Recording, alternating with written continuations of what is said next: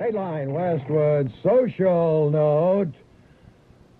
Reunion of anyone who ever had anything to do with basketball at UCLA is next Sunday afternoon at Pauley Pavilion. They're particularly looking for those who played in the old men's gym at Westwood. In the release, it is called the Cracker Box. You got a problem with that? Yes, I like the other name for the era when basketball games were played in that tiny, sweltering gym. It was also known as the B.O. Barn. Dateline Westwood, follow-up Sunday's reunion among the homecomers will be an ex-UCLA star who was also head coach later. Hopefully he'll stay for dinner. I have not eaten well, in the last couple of weeks. My food doesn't taste very good. Dateline Sunset Strip Radio Critique. Listening to Vin Scully on a World Series broadcast the other night, I said to myself, there, he just gave the score twice in 15 seconds. Why don't all announcers give the score constantly? Nobody has ever complained. Think about this. Nobody has ever complained about hearing the score too often. But Scully's the only one smart enough to realize. Right. Dateline Open TV Boo-Boo. During Saturday night's post-game TV show on CBS, winning manager Lou Piniella was being interviewed. It was an interesting interview, but why, at that moment, did the CBS director cut to a shot of Denny Dumbo, the Cincinnati third baseman, having champagne poured on his head? Jim Healy, that's your lowest shot ever. Dateline Sunset Strip, Way with Words Department.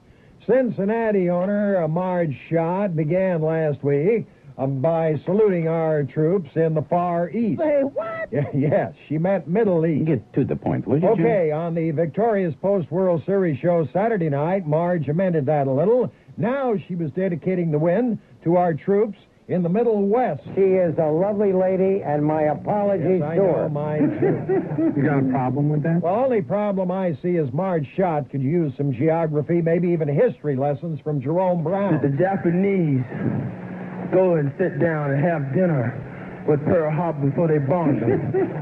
Dateline Los Angeles Weekend TV Sports Quiz. What got the best TV sports rating of the weekend in Greater Los Angeles? Did you say Friday night's World Series telecast? Right. Wrong. That's wrong. Actually, it was Saturday nights with a 21.6 rating and 42 share compared to Friday's 19.9 and 37. Okay. Dateline, Sunset Strip, look-alike department. Channel 4 sportscaster Fred Rogan and the MC of America's Funniest Home Videos, Bob something. Right. Dateline, Sunset Strip, double take department. In the, is Philadelphia's punter really named Flegels, F-L-E-A-G-L-E-S? Hey, what? Now, we're talking Flegels of the Eagles, folks.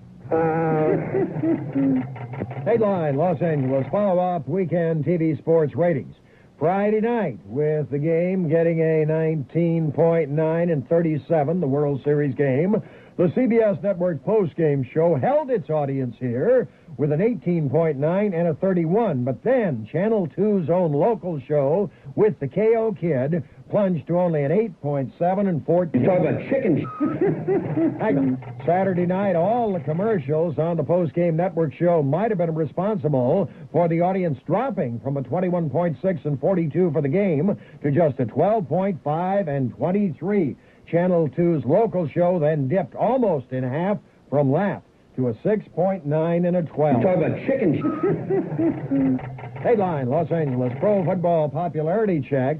L.A. Raiders, San Diego got a good 16.9 rating and 44 share yesterday afternoon. In the morning, Redskins, Philadelphia. Say what? Red Thin. Philadelphia did a 12.5 and a 35 with Jerome Brown's Eagles coming up losers. We didn't come here to act monkeys for everybody. Stay tuned. Dateline, Los Angeles, weekend's most shocking TV numbers. The lone good one Saturday was a 9.5 rating and 29 share for Notre Dame Miami football. But note, the college TV numbers are still way below the NFL. Right. In fact, Saturday, Penn State Boston College got only a 3.3 and 10 in the morning here, though it had very little competition. The real shocker, and so much for Pac-10 football, was Stanford versus Washington Saturday. Washington, our probable Rose Bowl rep, just a 1.3 rating and 4 shares.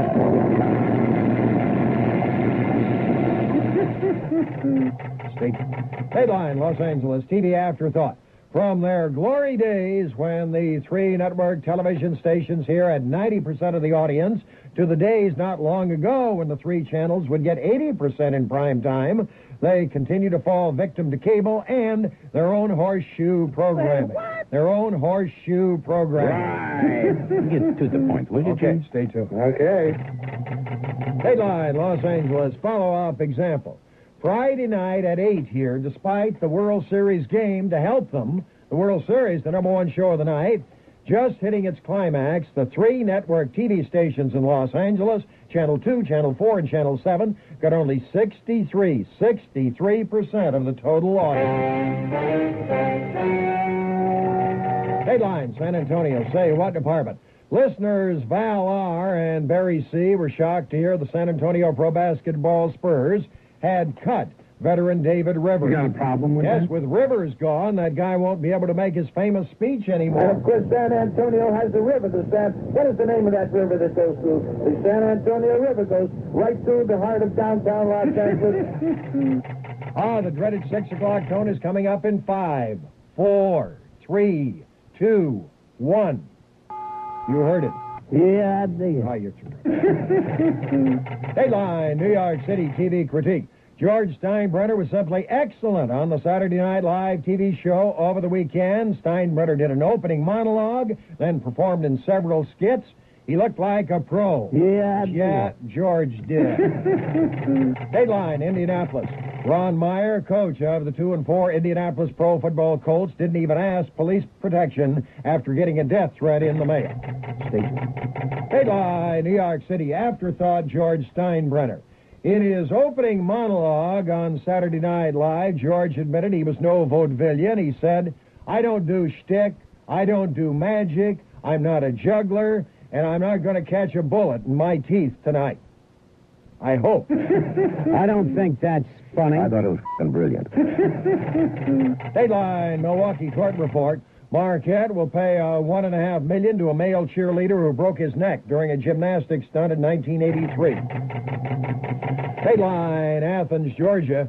Legendary Georgia tailback and Heisman Trophy winner Frank Sinkwich died today after a long illness. Sinkwich, 70, helped lead Georgia to the 1943 Rose Bowl, UCLA's first, where it beat the Bruins and Bob Waterfield 9-0. The year he won the Heisman, Sinkwich played a whole season despite a broken jaw. He was known as Flatfoot Frankie because of his style of running. Headline, Hollywood, thinking out loud. Why was Joe McGrain? Say what? Joe McGrain, Sonny Tough.